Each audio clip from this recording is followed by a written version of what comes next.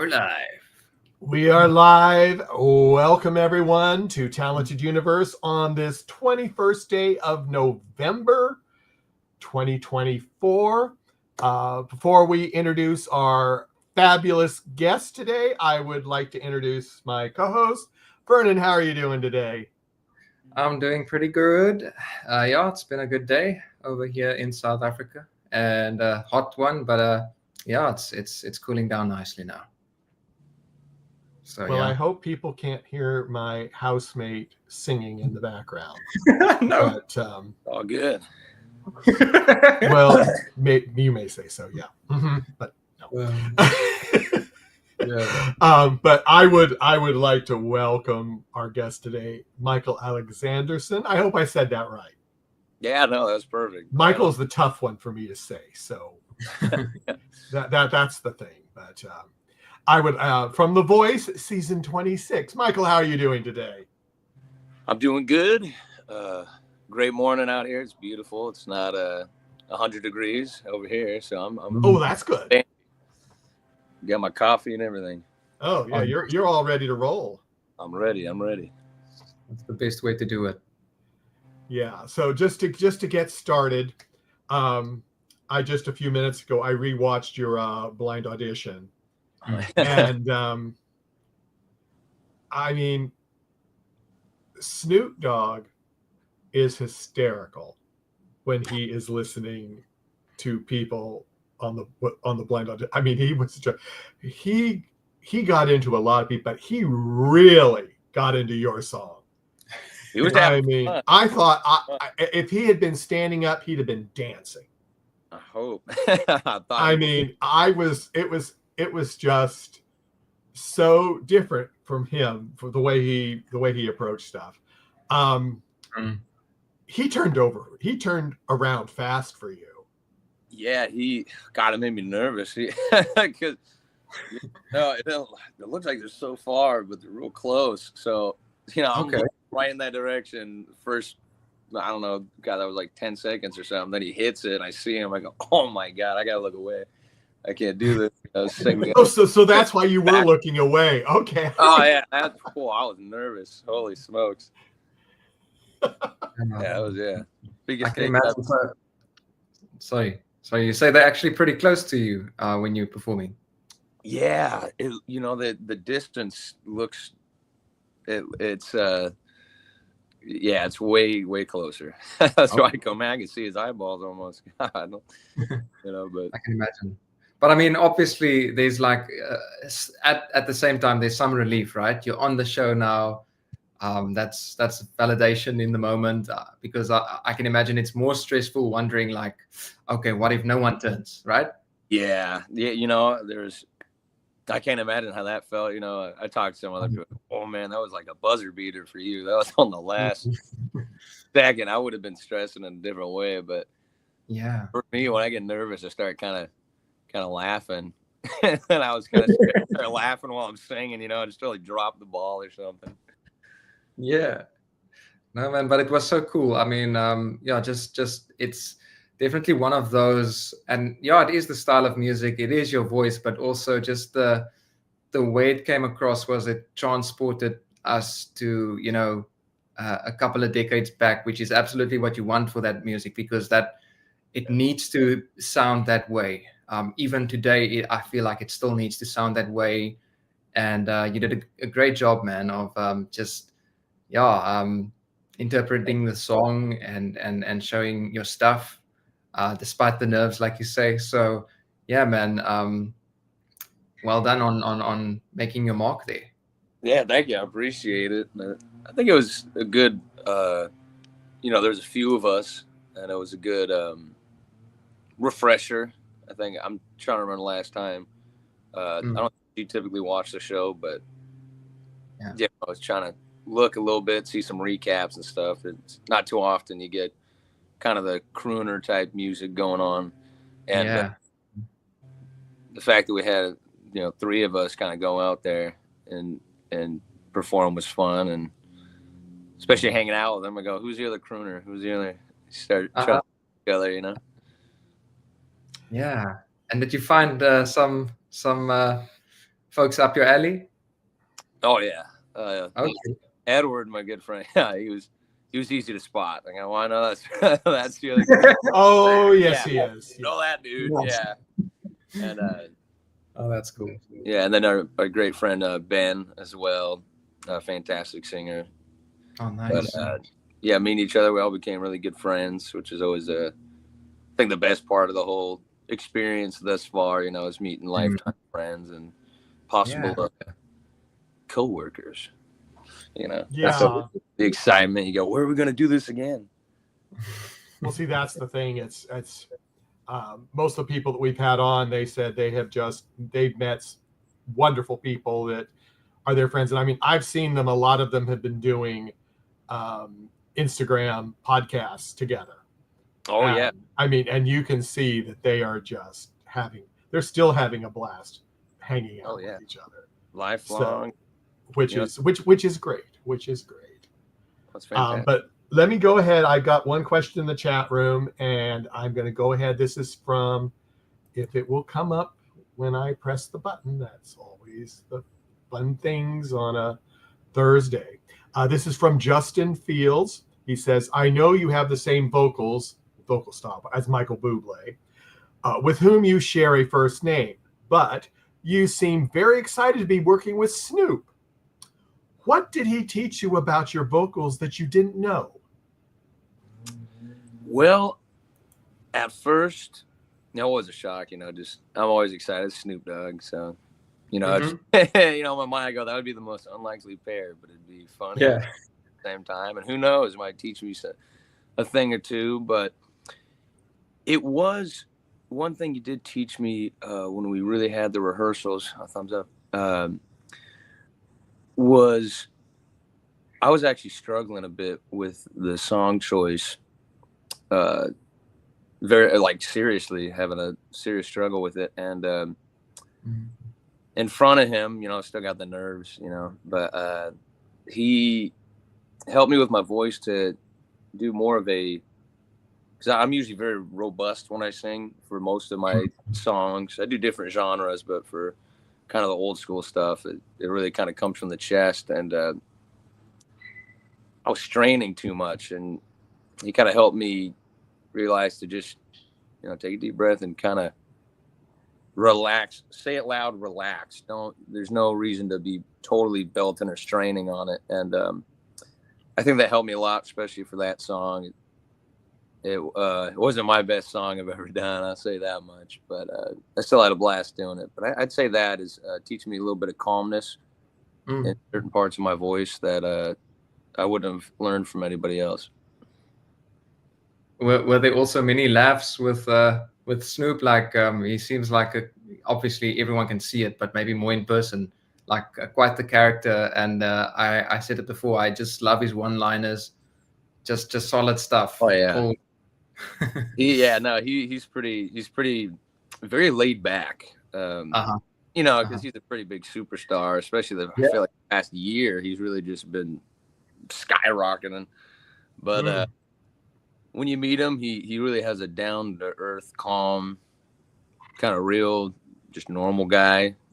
When you meet him, you go, wow, okay, it's soothing, you know. He's not he doesn't act like a diva or nothing, and I appreciated that. But he's pretty funny. He always he's got a bowl of Skittles next to him, and like I go, Skittles, man, every time. I go, what the heck? Yeah, he gave me some too. I go, thank you, sir. But, that's exclusive Skittles there, eh? Yeah, so special kind. Yeah, that might be his favorite. I think that's his favorite snack. But candy, yeah, we shared a few laughs, you know, for the time that we got to hang out. Yeah. Well, I think he needed that extra sugar to do all of his little moves when he was listening to all the blind auditions, in my opinion. So I'm sure he went through a lot of Skittles. That's all I can say. Oh yeah, bags, pounds, pounds of them. Oh man, Michael, just give us a brief just overview. I know it's a lot to try and capture everything in a few minutes, but just where you come from, your years growing up, and what got you into music, other ventures that you obviously also had, I read a bit about you in your bio, but yeah, just give us a little bit of a look in, if you may. Yeah. Well, it started with being raised by my father, who's a musician as well and a singer, and he hails from Louisiana and south of New Orleans, and was always into music and played with a lot of old school greats like Fats Domino and that, and would always be playing it around the house, and was raised seeing him perform at all his performances and street fairs and stuff like that. Nice. And so I always had a knack for liking music and kind of the older era of music, and a pretty wide selection. And I actually started with guitar because he's a fantastic guitar player. I'm like pretty whatever on it, but I started picking that up, and I was all right. But I think it really started when I was, oh goodness, when I was about 10 or 9. I used to go with him to his gigs and sing a song or two. And that was always scary. I was always nervous then too. But I guess it started in my adolescence, actually, which I didn't really explain on the show too well, or wasn't really put in there that much. But used to hang out a lot in my teens, and would walk home a lot, after a party or hanging out with friends. I'd always have these long walks home kind of by myself. Yeah. And that's kind of where, nobody can hear you. And because I'm always nervous. So you get a lot of time to just sing out in the middle of nowhere. Nobody can hear you. So you can sing as loud as you want. Yeah. And that's where I'd started kind of really getting to know my voice a little bit. And I think that was a great experience, little memories, not in front of people, but I joined some punk bands and stuff like that, and was kind of into a different scene for a while in my adult, and had a brief hiatus because I had to do some modeling. That was a weird venture, but it was fun. It was a super fun time. I had to model for Yves Saint Laurent for a few years, and that was, going to France and stuff like that. That was a life. Yeah, you have to tell us a bit about that.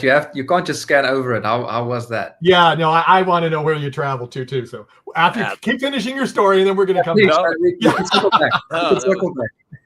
Yeah, that was weird. I was at a psychedelic rock show in Anaheim, California, and I was sitting on a chair like this, and leather jacket and everything, and partying. But some guy started taking photos of me, and I go, "Who's?"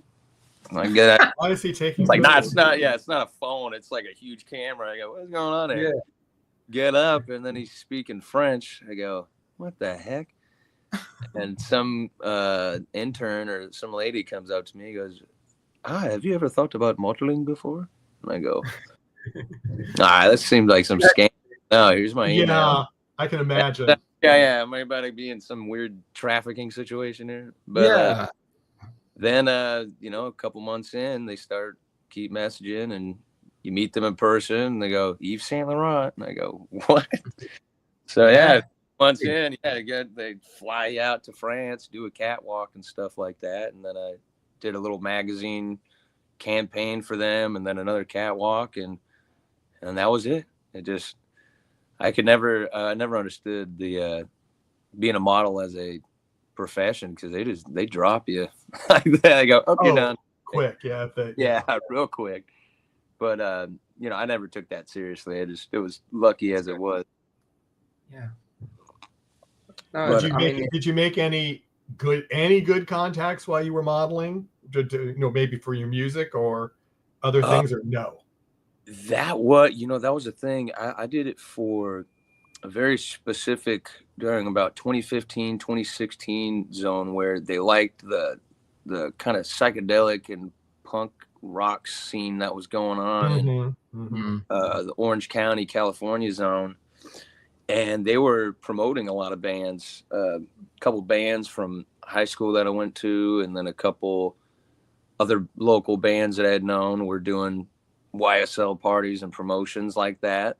So at the time they're asking, "Oh, do you have a band? Do you have this?" And I didn't. So I go, "Nah, no. I kind of wish I did right now. That would have been a good little upstart to a good band." So I kind of, but it would have been a, not a good band, it would have been, it would have been like some high school band type thing, I don't think we would have been ready for the big stage. Like, and then, that faded away. And I did make some other good connections, but for modeling, and then it all dies down. And I was busy anyways, doing other things in my life, goofing off. But, and then it was some time until I got like 21 where I started practicing a lot again for singing, but more the crooner and country. I do a lot of country as well, and a lot of old R&B and stuff like that. And then it come to later. And once again, I was a plumber for a while and wasn't really singing. I know I could sing. I just do like little karaoke nights and stuff to get my voice out there, sort of. And it wasn't really until beginning of this year, that I started performing as a job. And I've just been doing it ever since. And it's been going real good, just singing about anywhere from 3 to 5 nights or 4 nights a week. So it's okay. Yeah. That's busy. That's busy. Yeah. And good, obviously. I mean, so would you say there's a lot of venues suited for your kind of music, or is it just isn't it really genre based in terms of who they recruit or who they want to perform at venues and stuff? I think it because there's so many, especially I'm out in Central Texas right now, but we explore all around Texas. I'm trying to hit every part of Texas. It's always people it's a here big state, though. It's a lot of traveling. If you you got to have a car. It's a long, you go, well, we go to the next city, and it's like 2 or 3 hours away. You go, hit every single one, because we ain't coming back for a little bit. But for genres, for me, I don't just do crooner. I actually, if I do a 3-hour gig, I'll maybe do about anywhere from half an hour to 40 minutes. I try to switch the genres. A lot of people always got to put like half an hour's worth or 45 minutes worth of Elvis, because people love Elvis. When we were at The Voice, I was, Elvis. I go, all right, here we go. Because nobody heard me sing. I wasn't really singing that much in the time that we were all hanging out.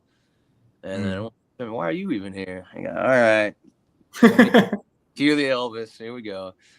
I can mimic Elvis pretty well. People enjoy it when I songs. It's like, all right, so I always got to add him to the set lists. And but I try to diversify them all so people don't get bored. And I don't want to do 3 hours of Frank Sinatra. Even that gets a little redundant, after a while. I go, all right, here's his other one, because they'll start sounding this very similar, so I'll pull out just a few. Well, I can see that, but I mean, personally, I think a variety is better anyway, because you don't know what audience you have out there. I mean, if you stuck with one, you might lose 3/4 of the audience. But exactly, that is that's a very good point. Yeah, that's sometimes I go into a place and it's a real honky tonk, so I go, probably gonna stick to the country a lot more, and what kind of country, and do a little bit more of the rock and roll stuff I like to do, do some of the Doors, or do some of Can't Eat, kind of switch the direction. And then sometimes you'll be at a place like that, and then you do the crooner stuff. They go, oh man, just do that. Oh, you go, all right, here we go. Feedback, Yeah. And then you can throw some Elvis in there to, live. That's always, even if I got to do like one or two, I always start with Can't Help Falling in Love, just go, all right, look, we still got it. And you gotta do like, what a song. It's good. It's a slow paced one, but we got a lot of big Elvis songs, like this, everyone goes, Suspicious Minds. Yeah, here we go. Of course I do. Hear the music, and then you got to get all into it and get your dance groove on and stuff. But it's always a good time. I always have fun doing it. Awesome. Now, I was just thinking now, Do you have firstly do you have your own original music that you have out as well? I have my own songs, and we haven't. I'm trying to get them out before the end of the year. We do. I've been working on them pretty seriously, and trying to manage a group to where we can focus on doing just originals and throw a couple covers in there, and not be doing 3 or 4 hour sets because they get pretty tiring after a while. Oh yeah. Back in the saddle. Yeah, you get tired. Yeah, it does your voice. Yeah, of course. Yeah, so I've been trying to let people know, be patient, because some originals, because that's really what I mainly want to do, is do originals, and just a couple covers. I'll always probably do an Elvis song because it's fun for everybody. Yeah, throw that in there. It'll keep them hooked. Right. Yeah. Keep them hooked. No, because the reason I'm asking is specifically now on the crooner stuff, right? Yes. I'm wondering, how does a modern interpretation of that style sound today, if you were to now record that and try to emulate the blueprint of it in 2024? Does it stick to that kind of production, that kind of EQing and all of that stuff, where you have almost like that little bit of a vinyl sound still in it, or that that little bit of a white noise in it? Or is it just thinking out loud, or is there like a more modern take on it? I'm just wondering about that. Yeah, I think like Bublé is a great example of someone for that genre to, if you were to play Feeling Good and then say like an old Jack Jones song or Andy Williams, there is a difference there in the way sound is. So I'd say like for a modern crooner to be doing, Michael Bublé is the best example where it sounds new. It's a refreshed take on it. It does have its own sound. And every time, you can hear Michael Bublé, like, oh, that's a Michael Bublé track. Immediately. But for other people that are doing that genre, I do feel it is kind of hard to reinvent it.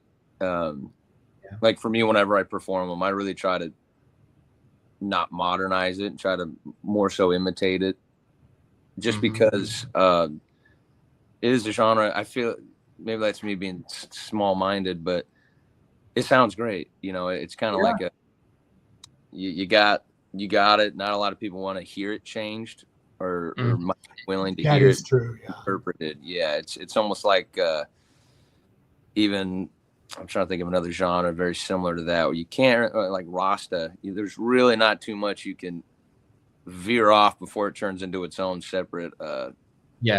If it sounds good, it sounds good. For me, I usually try to stick to it, and a lot of people want me to do some originals like that, and I always stress on it because I got some ideas for it, some lyrics, but I don't want it to sound too modern. To me, I like the very richness of the old, the analog style of it all. But it's a great question. But I would say I try to imitate. Well, some people try to innovate, like Bublé, and that is a difference. And trying to find the mix to do them both would be something very special, which I hope to do. Because people want me to do that genre sometimes, and just to throw an original out, but try to imitate the old school sound, but have something new about it, something a little refresher and a little distinct to myself. Yeah, but I think people are craving, like, just nostalgia, right? So it's actually a good thing to, like you say, not change it too much. Yeah, of course there can be the outlier here and there that you switch it up, and that's intentionally done that way. But I think people are craving like that, just vintage vintage style, and just the nostalgia of what it represents for them.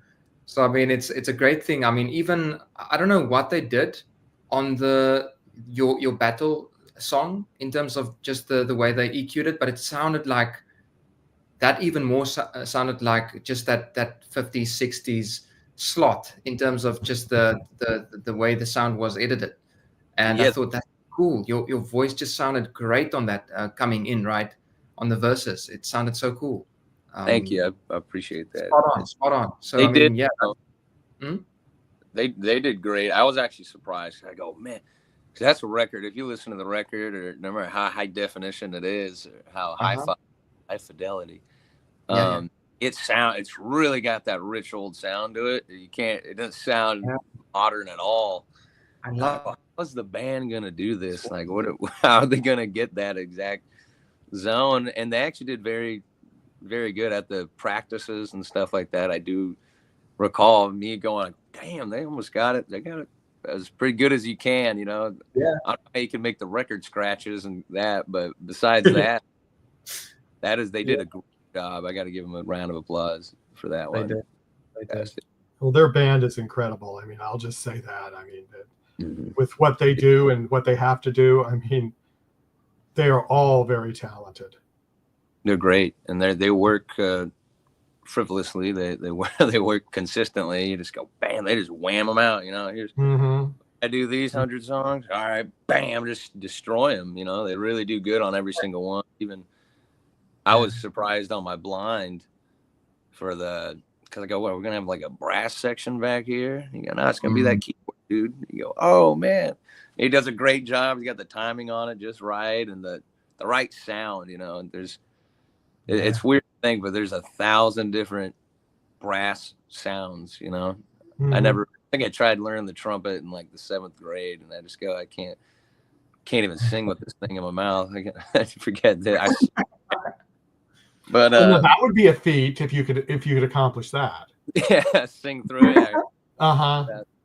That'd be a new genre, a new style. Absolutely, it would. Yeah, called trumpet talk. Trumpet talk. Trumpet talk with Michael. Yeah, exactly.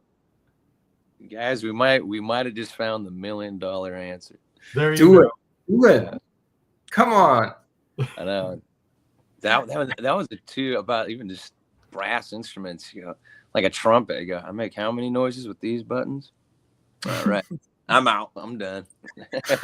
Yeah. And wind instruments are not my friend. I actually tried to. Worse, yeah. No, it did not work. No, because you hear like Artie. I think he was clarinet. You probably do both, but like Artie Shaw, you hear it sounds like, God, it sounds perfect. Like he's doing all the notes. It's all smooth, and you touch it and just goes like. And that's all you get. Yeah. Yeah, he made this look easy. Crap. My reference for the clarinet is from Squidward of SpongeBob. Oh yeah, no, identical. Yeah, God, that show's been going. He's been practicing for 20-something years. Yeah, 20. Yeah, he's gonna get there eventually, maybe. Yeah, man. You might. Yeah. He's got passion. Well, just about that. Nothing else. Just that. Yeah, nothing. Oh, so, man. Michael, what are your goals now? You finished with The Voice. You said you're doing some gigs. Is that what you want to continue doing and doing some original music, or do you have some other goals or whatever that you'd like, or are new things you'd like to try? You know what? For the time being, you know, music makes me happy, and it's something for once in my life I'm pretty decent at. I'd say, you know, I could fit into it, and I love it. You know, like today, this is all I do is just perform, and I'm gonna probably keep doing it for the rest of my life. And eventually, once I get a little better of a setup here, soon the originals would come out and get an album. And then just keep it rolling, do originals forever, and then if that's not what the people want, then just keep doing covers and just do real good covers and give the songs justice. And I think I don't see myself doing anything else in this life. Would you like to expand where you tour and do gigs, or do you really just want to stick to Texas at least for now? No, I'd love to. I'd love to explore. I will be trying to get some bookings in LA, and then try the East Coast and do some fun little Southern tours. And I feel like a lot of people don't give too much love to the Northern, you know. They don't because it's cold. Yeah, it's cold. It's beautiful. I mean, God, imagine doing like a interesting state like Idaho. Do a little Idaho tour. It's gorgeous out there. It is gorgeous, but yeah, it's yeah. And, one of my sisters lives in Idaho, so I know. Yeah. Oh wow, there you go. Perfect. Yeah. I'll be coming to Idaho soon. That's the other thing too. Is there's so many other great towns, even in Texas, that are very like Salado. I think the population's got like a few thousand here, and the people are awesome, and there's not too much music going around. And I think there's a lot of untapped places that would love to hear music that some people kind of overlook sometimes. And yeah, my dream would be to hit, every city and town I can, and at least the U.S. But it would be cool to go to other countries.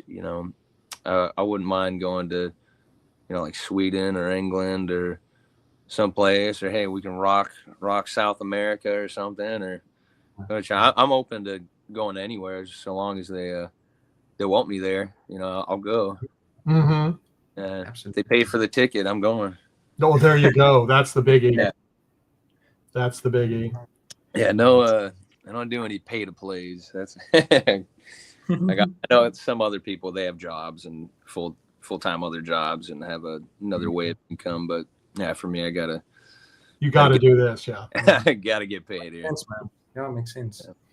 Yeah. I was gonna say, people in chat room, we're gonna wind up in a few minutes. So if you do have a question, I see some people out there watching, but if you have a question for Michael, please post it now so we will have time to do it. I hate it when we go off and then a question pops up. It's like, it's over with. But try to get it in now. But Vernon, do you have any closing remarks, questions, observations, advice? No advice. I would just say, Michael, it's been a pleasure having you on, man, and just getting to connect with you a bit. Mike will say the same, but you're welcome to come on in the future again and hang out and promote new material. We wish you all of the best, man, and you got something great. So just tapping into it, keep tapping into it, and we'll be supporting you, man. Cool. Thank you so much, and cheers, and God bless y'all for letting me take this opportunity to hang out with y'all. I've been having a ball. Great way to start the noon and afternoon with two great friends. Well, precisely. And honestly, I think I've said this before in other podcasts, the talent in season 26 is absolutely incredible. Yeah. I mean, it was a tough, I saw so many I felt great singers not make it, even, past the battles, and year one, and it was like, it was so sad. But the talent was just incredible. There were so many 4-chair turns. It was fantastic, and being surrounded by so many great singers, and musicians. There's some people that are just legendary at anything they do. They just, Dreon was fantastic at everything. I was shocked when he didn't make it through. I was like, whoa, man. He is a performer. He's a great musician. He made his own instrument. That was always cool. He brought that thing around. Whoa, man, that thing weighs like 100 pounds, but it's cool. I was looking around once and go, holy smokes, man, this thing's heavy.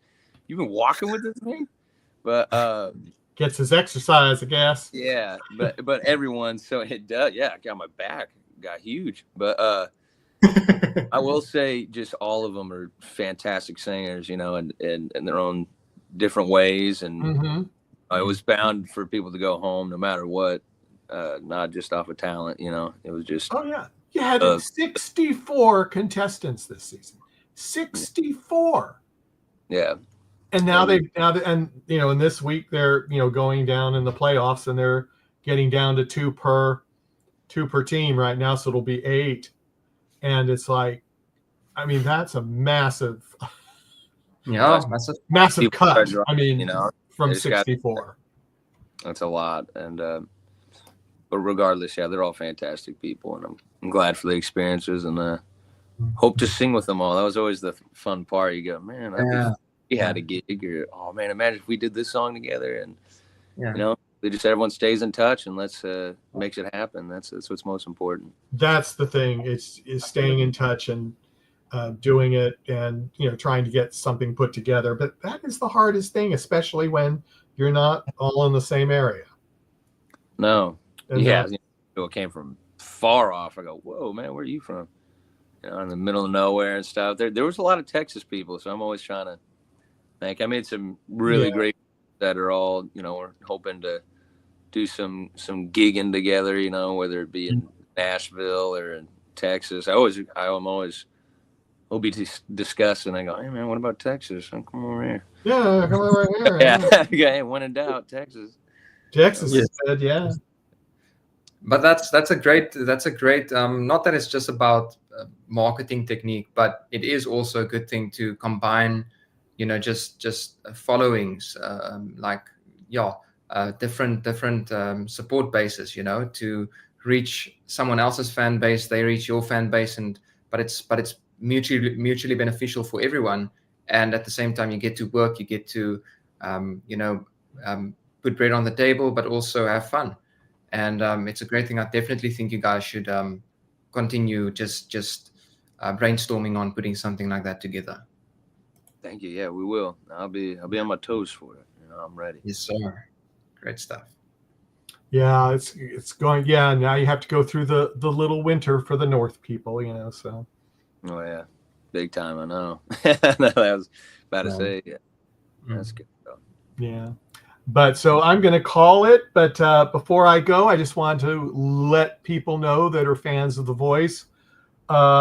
We've got one more voice person scheduled, and this one's on Sunday at 3 p.m. Eastern, 2 p.m. Central, 12 p.m. Pacific. Brad Sample will be joining us. Brad, good old Brad. You like Brad? Brad's one of your buddies. Great guy, fantastic musician. He's got experience and he's got stories. He's gonna do a better podcast than me. I'll tell you that much. Oh, you were great. You were great, Michael. No, great. Yeah. So I mean, I'm happy about that, and that's the only one I've got scheduled because I've got a whole bunch of other stuff scheduled too. I've actually got tonight. I've got talking about. This is funny when you brought up Idaho. This is a 16-year-old that is just starting his career, and he's from Idaho. Yeah, I picked a random state. You picked a random state, and that's what our guest is. Yeah. Evan Page will be on with us tonight at 10 p.m. Eastern, 7 p.m. Pacific, 9 p.m. Central. I'm throwing in Central because that's where you are. So, thank you. But folks.